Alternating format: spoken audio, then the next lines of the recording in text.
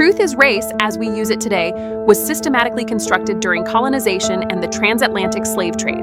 It gave Europe and America a story. These people are less than human, so we can enslave, colonize, steal land, rape, and exploit. Laws, science, and religion were all twisted to support this story. White became the default human and the legal category of full rights. The hard truth, though, is race was not created to understand people.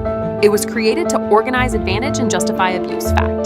That we as a society can't see that you can personally love everybody and still unconsciously benefit from or be crushed by systems built before you were born. Both individual responsibility and historic structure are real at the same time. Denying either is a lie because we are psychologically wired for an us versus them mentality, and race became the script. Because structurally, the system kept the story even when the words changed. Even after slavery, Jim Crow, apartheid, housing policy, policing, school zoning, hiring, healthcare access, media images all got coded with race. So even when we say we or our ancestors never owned slaves, we still benefit from a system that was built from them. Yet that doesn't mean every white person is evil or every person of color is powerless. It's pointless to harbor white guilt or black victimization, simply for the fact none of it can rewrite the past. The hardest truth is nobody's hands are clean, but hierarchy is still a lie. Every group, if you zoom out enough, has done harm and endured harm. But that doesn't erase specific histories. Indigenous genocide, transatlantic slavery, and anti-blackness coded globally. At the same time, oppression doesn't make any group automatically righteous, just like power doesn't make any group automatically demonic. Because another hard truth is every race has done harm to themselves and others. There is no totally righteous group, but once you believe there is, you've already brought into the illusion. But where does that leave you? Because the truth about race is seeing racism clearly for what it is. No gaslighting, no minimizing, and no more being fake colorblind, but refuse to live as a permanent victim too, because our spirits are bigger than what was done to us. So we should stop worshiping pain and resentment and always remember the past without being owned by it, and refuse performative race baiting and refuse to monopolize racial injustice, because the even deeper truth is these things only project into our reality. That's why they never stop. Racism is not imaginary. The harm, history, and systems are very real, but the illusion is the story that race equals hierarchy, destiny, or the core of who we are. So, buying into the illusion of racism, you let that false story run your mind, identity, and relationships. You believe that race equals character, as in the aspect of, my people are better, more spiritual, and more moral than yours. That's the illusion, turning culture and history into biological destiny. The Matrix has convinced you to stop seeing people and only see groups before people. That's when you find yourself in the illusion of monolith thinking. Let me be clear. If I'm Black in America, I'm not confused about history. My ancestors weren't employees. They were owned. They weren't mistreated. They were tortured. We didn't just have a rough time. We survived a calculated system built on our backs.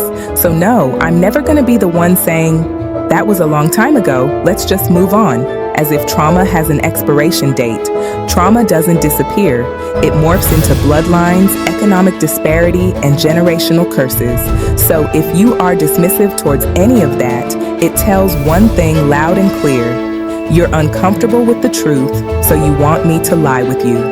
But here's the other part. I'm just as tired of the victim mindset that goes along with it. That because of what happened to my people, I will always be underneath, I will always be behind, and I will always be at the mercy of them, and always just blame them while I'm at it. That mentality often is advocated by a friendly liberal face that will always help identify my people's problems, but never help in offering the solutions. It might come with hashtags and ally in the bio. It might retweet our pain and call it solidarity. But underneath, it's still telling me, you are powerless, you are fragile, you are dependent on the system that broke you to come back and fix you.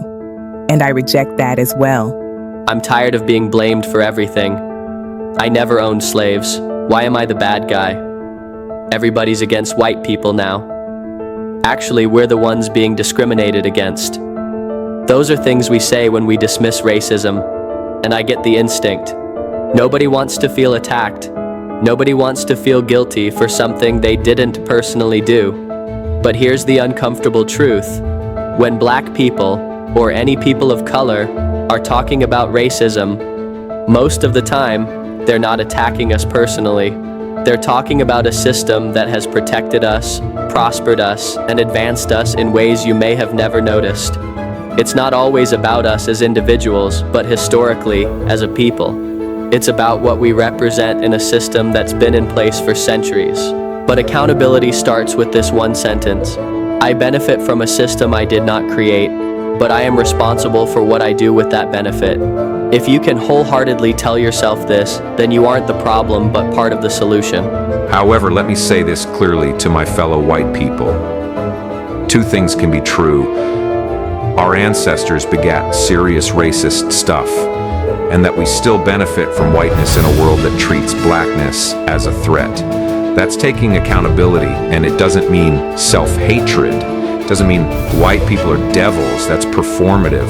Accountability is more like listening when black people vent about racial experiences with compassion instead of debating with them or trying to explain racism away. Not because it makes you a good white person, but because it makes you an understanding human being, period. And there's a serious question we have to ask ourselves. Why are we so quick to feel attacked by conversations that aren't even about us or things we've never done personally? Because as the saying goes, only dogs that get hit by thrown rocks bark. We have to make this clear amongst ourselves and the entire world. That we aren't the cruelty and injustice of our ancestors. We just didn't inherit their ignorance. That's not about being white or black, it's about being righteous. Because it's easier to feel like a victim than to admit we've held unfair advantage for quite some time. We should never downplay that because honestly, if it happened to us, we'd still be warring over it to this day.